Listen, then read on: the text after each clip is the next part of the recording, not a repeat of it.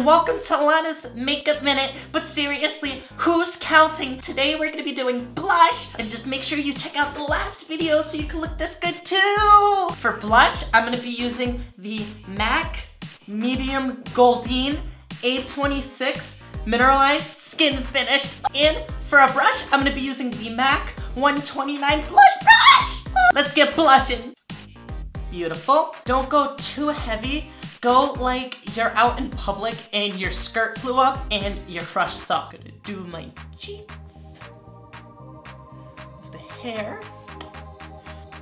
Beautiful. We're also gonna be doing highlight today. I have the Aurora Anastasia kit, and I'm gonna be using the MAC 188 brush. So we're gonna keep our Purple Rain look going on. Yeah, it's Purple Rain. Today we're gonna use Spectra. So you wanna do here,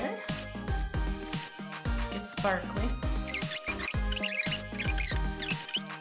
Beautiful! So we did the foundation, your eyes, your blush, your eyeshadow, eyebrows. Next week for the last video in our Purple Rain segment, we're gonna finish it up. Oh! Make sure you comment, like, subscribe, and share. Bye!